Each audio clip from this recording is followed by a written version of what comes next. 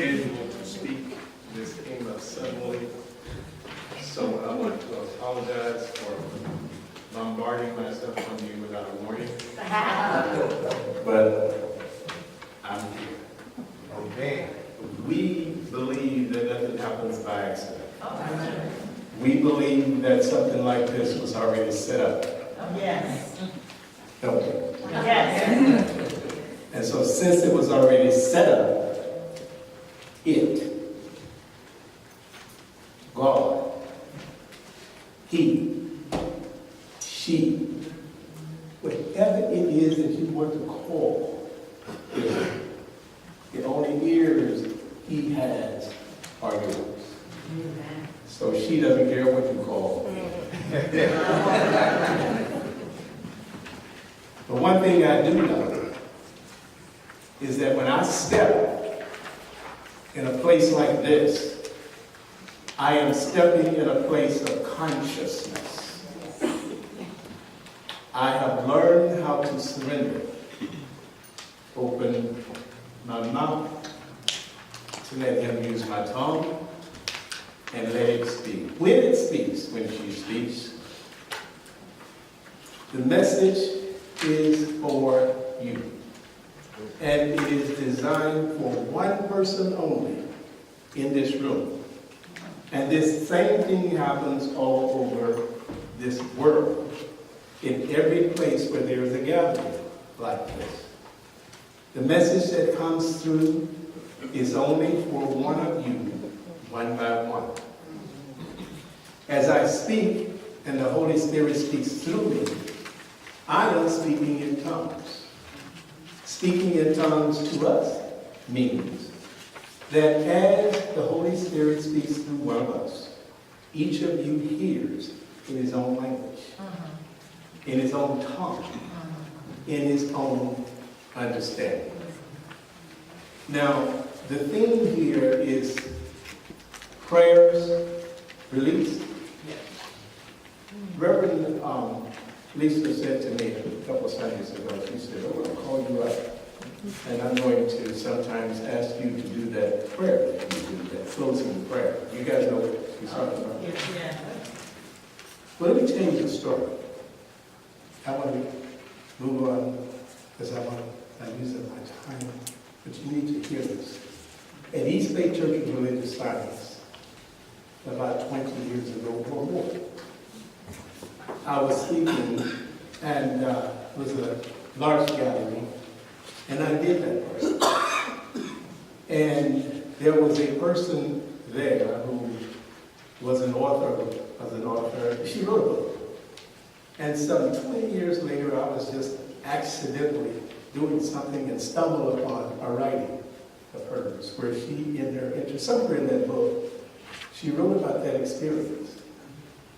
And in it, she said that I led the people in speaking in tongues. Have I ever done that here? No.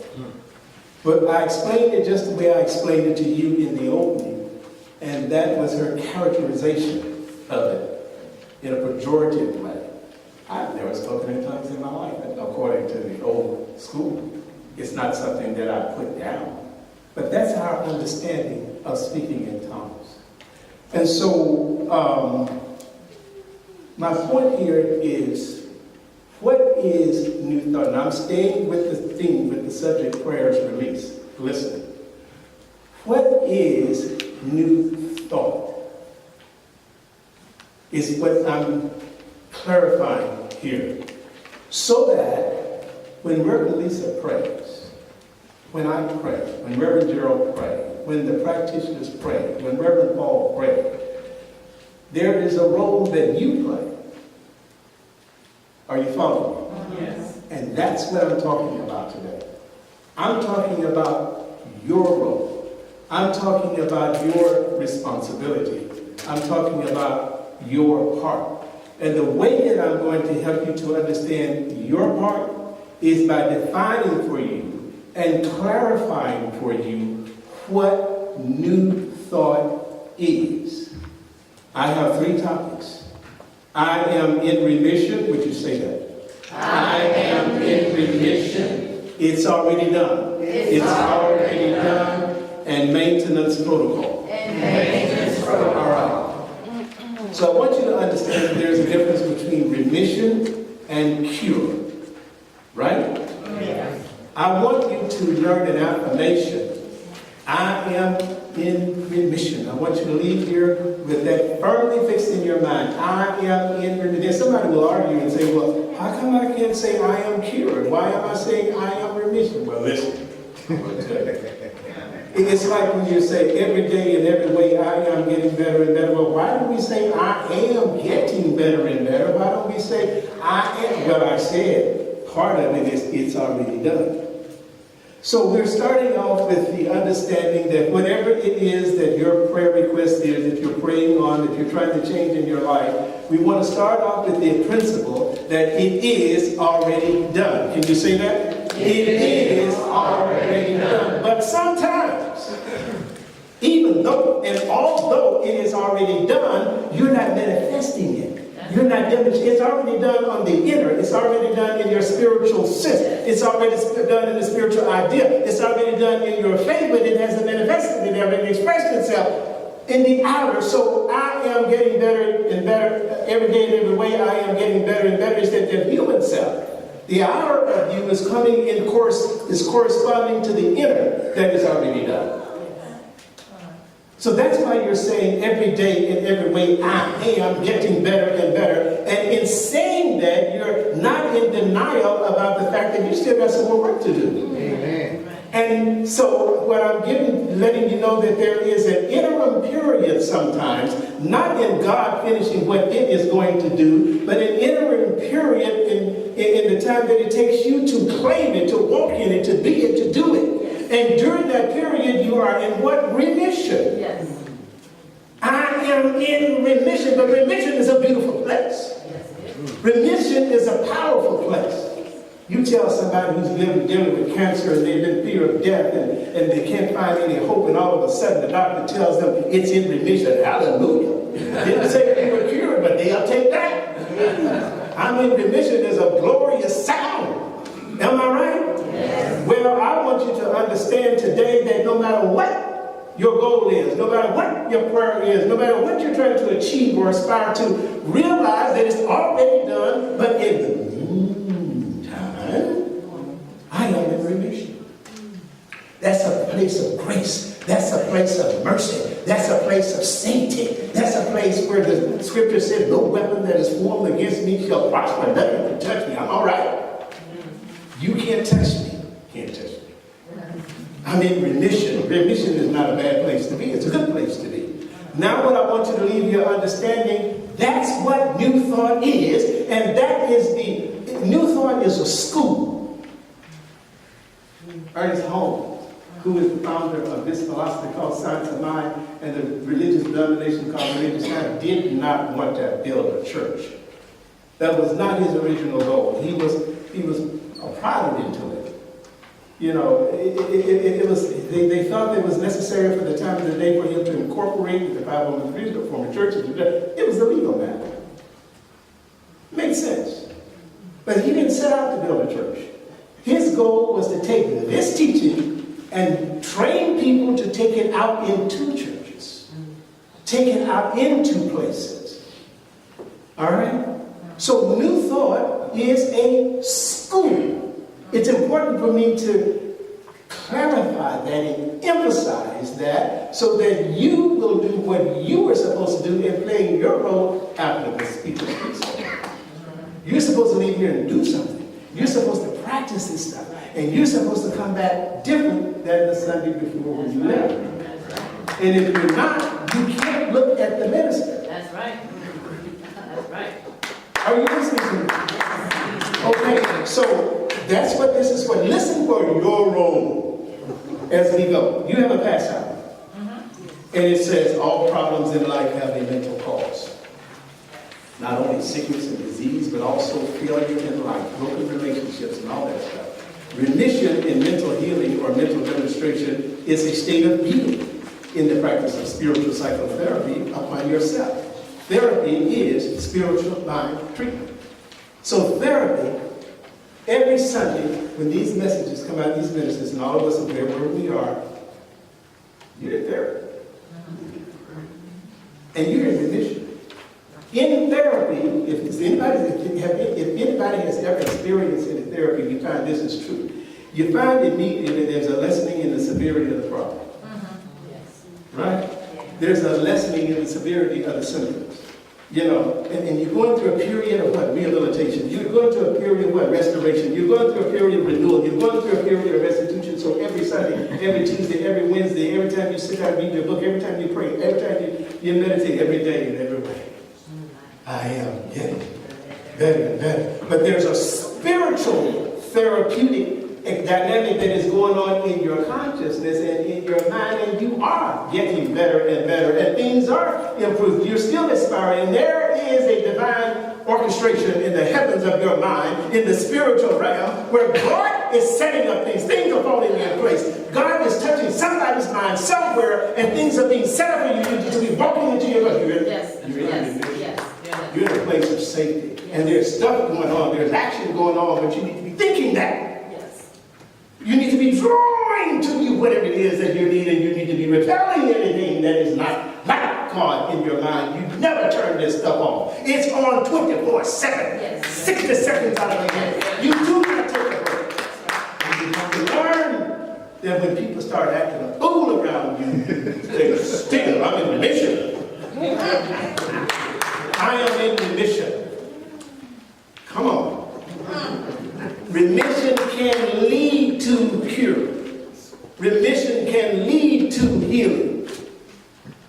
Remission and forgiveness are the same. Partial remission. What is partial remission? It means that the problem is still there. The sickness is still there. The cancer is still there. The indebtedness is still there. The anger is still there. The broken heart is still there. Cancer, that's all right. Learn to be all right with it. Until it is no longer there. The only reason that it is there is because it's not out of your mind. Complete remission means that tests and physical exams and scans show that all signs of the problem are gone. Some doctors also refer to complete remission as no evidence of disease, NED. But that doesn't mean you're healed. Now, Acts chapter 2 has the foundation of everything that I have said, and in the next few minutes, everything that I'm going to say. It's amazing how you can find this in Acts chapter 2. Unless you are correct. Then Peter said unto them, repent and be baptized in the name of Jesus Christ for the what? Remission of sins, and ye shall receive the gift of the Holy Ghost.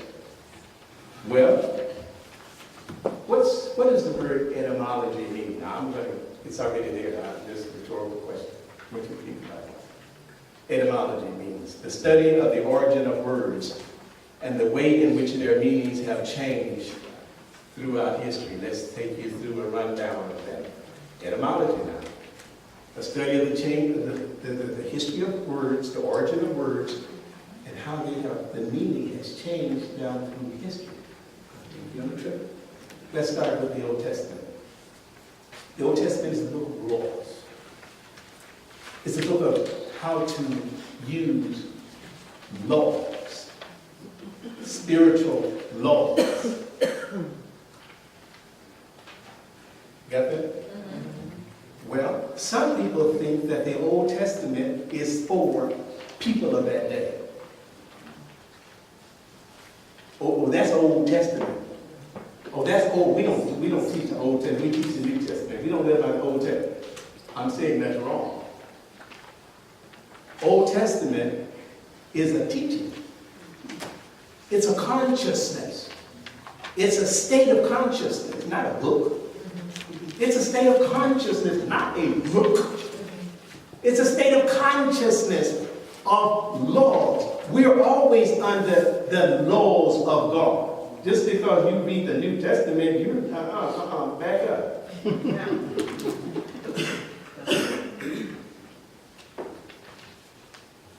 the New Testament. What's the difference? None, except the form. Everything that is in the Old Testament in terms of the laws and the requirements is in the New Testament. The difference is that it's in a new form. Content not changed. Form changed. Jesus looked back and said, etymology. The study of the history of words, the origin of words, and how the meanings have changed. Jesus looked back and said, oh, there's a better way of teaching this. There's a better way of applying this. There's a more merciful way. There's a more loving way. There's a more graceful way. There is an easier way. That's all the New Testament is in relationship in comparison to the Old Testament. It's a more simplified way. It's a more easy way. It's a more what they call it these days, content. All right.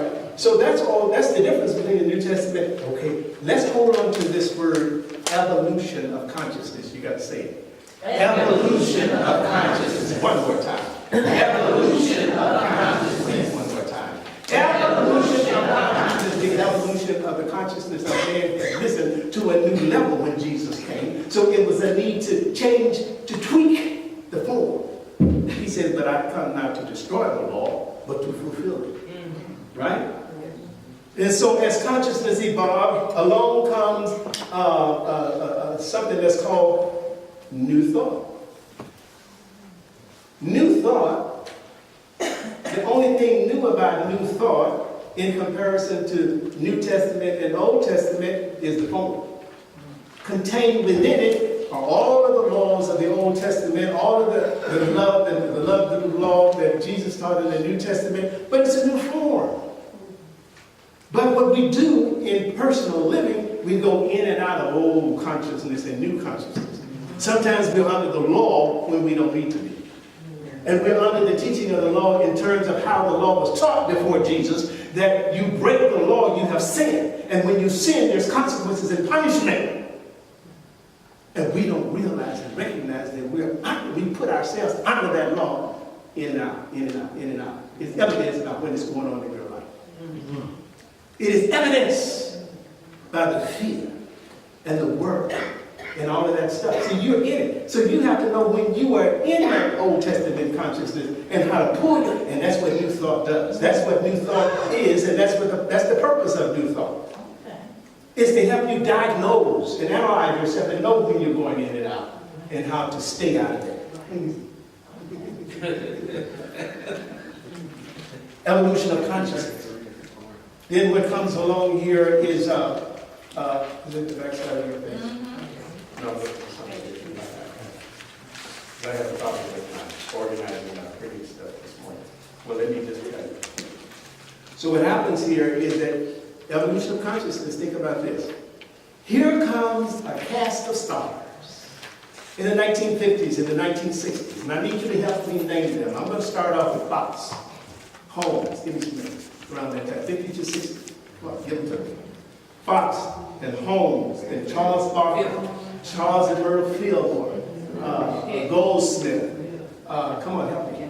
There's a whole lot of them. Why do you think they all showed up at that time? But not only in this country, France, Emile Coué, Freud, all over the world. There was a wave that swept this universe because there was an evolution of consciousness. And a new teaching sprung out, and it was captured under the umbrella of new thought. Then they broke down to different denominations all over the country and all over the world. Christian Science, Science of Mind, Unity, and all of these. Don't you know that was not by accident? Don't you know that was a spiritual happening? And then that new form came into it. A Course in Miracles came in for us. New form. But yes, contained in that new form, everything that's in the Old Testament, everything that's in the New Testament, presented in an applied way that you can apply it and heal yourself. But it was all geared towards self-healing, not the preacher's prayer healing you. Yes, yes. That's right. Guiding you away from man into yourself so that the God in you through the Holy Spirit heals you. Self-healing. Yes. Self-mastery. Yes. Self-mastery through the control of conditions in your life. That's swept through. Now I'm helping you to understand what new thought is in a way that you step up and start participating in this thing. And we're going to burst the seams of this place open. You know, you have to rush in here to get a seat if you start doing this, if you start working in cooperation. Because you leave here with something to do. And then you are challenged and motivated and encouraged to do it. And when you come back, every day and every way I am getting better, but it's going to show through you. And then, because you're letting that light shine, somebody want to know something about you. Oh, yes. Oh, yes. Yes, yes, yes. Then you start, it won't be a secret. You can't slip out of the house anymore and be secretly going to hear it, because they're going to follow you. Am I telling the truth? Oh, yes. And it doesn't matter what age they are. That's right. That's right. How come there are no young people? Well, how come? Look around. Are they following you? Are they sitting next to you? Problem's not up here. Problem is out there. Because the message, once you go home and grandpa going home and that arthritis is gone and the doctor said that cancer's not gone and you know all of a sudden this is happening and they want to know, grandma, wait a minute. They got power in that car. Am I right? Oh, come on. All right. So then what I want you to do here is look at something, a story here. It doesn't say remission. What does it mean? Did you see that on your paper? Okay, let's read the story. Now listen for what is happening about remission. And from, don't read it ahead of me, read it with me. Look at me right now, I'm talking. When you read this story, let this be your, this is about a lady with that cancer. And we're going to change this cancer to your problem. Put your situation in there. Put your concern in there. And then watch what is happening in this story. And know that that is what's happening in your problem, your situation, your sickness, and your whatever. Got it? Okay. But what you're doing, okay, let's see. Remission, what does it mean? The lady said, and I got this on internet. I just put in, what is remission? And this is one of the stories. God said, I got you right here. I heard the word remission this week for the first time on my visit to my oncologist. He said I was in serum remission and explained that my spike at 0.5 and immunoglobulins in the range of normal indicate remission. So she got good news. So before you read on, can I get your attention here? She got good news. She said, you know, all the signs, all of the indicators indicate, guess what? Are you watching the signs? Let's think about what you're working on right now. All of the indicators, all of the signs indicate that everything is all right. Oh my God. All of the signs and all of the indicators are indicating that you are in remission. Help is on the way. The cavalry is on the way. The answer is on the way. Things are being set up. Stuff is happening that you can't even see, that you can't even imagine. Neville says feeling is the secret. Yes. Is that the way you were feeling? Or are you feeling opposite of that? Then that's what's happening. Mm-hmm. Indicators. If you look for the indicators, you will find them. If you look for the indicators, you will see them. Are you looking for them? I do. Okay. Everybody that comes to me, I'm trying to see what they got for me. Excuse me. Okay. You understand what I'm saying? You radiate. What you radiate out is a magnetic attraction that draws to you answers, situations. You know what? What I train people who are with me is to be a peculiar person, because the Bible says that he makes you into a peculiar person. He said, read it. Look up peculiar and peculiarity. Do a run on it. Do a search on it. You're supposed to be peculiar.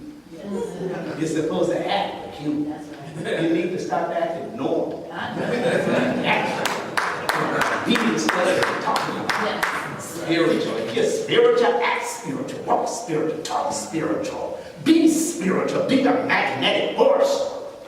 Radiate, draw. Yes. Be it. Don't just talk about it.